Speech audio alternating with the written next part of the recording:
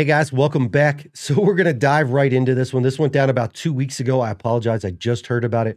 But everybody's favorite Satan in a cardigan, Bill Gates, and his world formation friends are at it again. They got together. They had a little event called Event 201. Let me tell you a little bit about Event 201. Now, I'll give you a hint. They had one of these right before COVID. It's actually the thing that led Fauci to tell Trump, hey, you will have a pandemic during your presidency.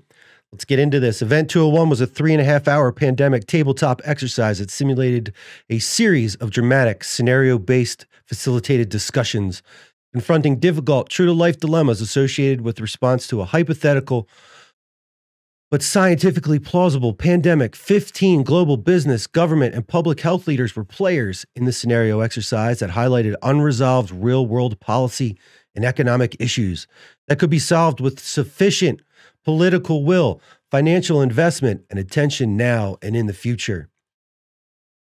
Guys, so this thing goes on. There is a scenario I will outline for you. In COVID, we saw multiple simulated elderly deaths. This targets children, which is even more frightening.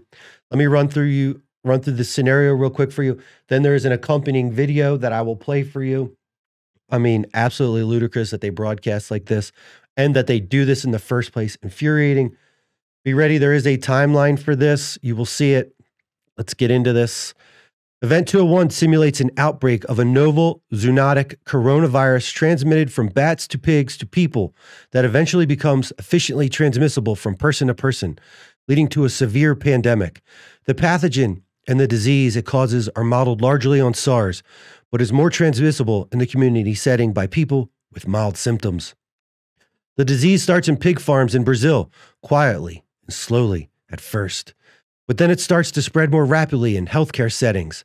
When it starts to spread efficiently from person to person in the low-income, densely packed neighborhoods of some of the megacities in South America, the epidemic explodes. It is first exported by air travel to Portugal, the United States, and China, and then to many other countries. Although at first the countries are able to control it, it continues to spread and be reintroduced, and eventually no country can maintain control. It's my scariest, darkest voice I got for you. There is no possibility of a vaccine being available in the first year. There is a fictional antiviral drug that can help the sick, but not significantly limit the spread of the disease. Since the whole human population is susceptible during the initial months of the pandemic, the cumulative number of cases increases exponentially, doubling every week. And as the cases and deaths accumulate, the economic and societal consequences become increasingly severe. The scenario ends at the 18-month point with 65 million deaths. The pandemic is beginning to slow due to the decreasing number of susceptible people. The pandemic will continue at some rate until there is an effective vaccine, or until 80 to 90% of the global population has been exposed. From that point on, it is likely to be an endemic childhood disease.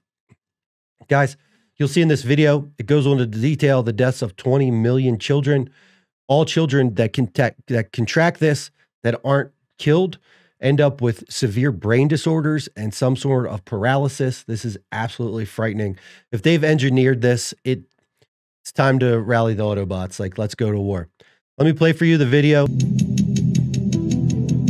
Officials in 2 Latin American countries alerted the WHO of several outbreaks of a new infectious disease that's mysteriously appearing across the region. Severe Epidemic Enterovirus Respiratory Syndrome 2025. Over the past 6 weeks alone, there have been 500 confirmed or suspected cases reported. The virus could cause a severe pandemic if early containment and mitigation efforts are not successful. The pandemic in this type of situation and trend would be a risk for the global health security. Pandemics are inherently political, financial, and so much broader. We have not spoken on the leadership in country. And I think that we need to be also very careful. We cannot decide a lot of things without the leaders be involved and agree on that.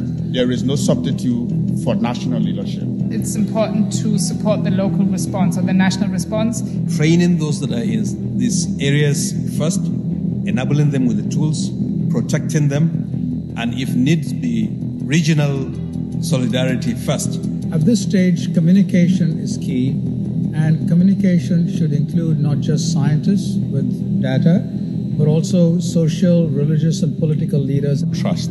This is an essential issue, and trust was broken among countries, between populations and healthcare systems, between healthcare systems and governments. I'm very sorry to say that in 2025, we need to strengthen the health system. WHO needs to be a voice for the voiceless. No one is safe until all of us are safe. As of today, there have been an estimated 1 billion cases worldwide, with more than 20 million deaths, including nearly 15 million children. Countless millions are alive but left with paralysis or brain damage. The most successful countries are those which invested in preparedness and trained for this moment years in advance. This included having full-time pandemic preparedness and response teams, which conducted detailed operational planning and routinely tested those plans through exercises and drills. If more countries had participated and heeded the guidance, the toll might have been much less. Well, doesn't that just sound like a whole lot of fun? Just can't wait for 2025. Just looking up and up between 2024's CO2 lockdowns and 2025's new Vent 201. Could be a good couple of years coming up. A couple things I'd like to highlight real quick. I feel like I'm living in a movie when it comes to stuff like this. So they're calling this severe epidemic enterovirus respiratory syndrome 2025, which is basically SEERS. And when I say I feel like I'm living in a movie, the bad guy always telegraphs what he's going to do and then starts to proceed down this elaborate plan that he's announced. I feel like that's what we're watching. If you look at SEER, it is basically one that sees, a clairvoyant, a prophet. They are naming this thing after themselves. Absolutely and utterly ridiculous. They are throwing this in your face and making it obvious. The other key piece is the reporter there at the end of that video that you just saw that were like 20 million children infected, 15 million dead, yada, yada, yada. That's a former CNN host.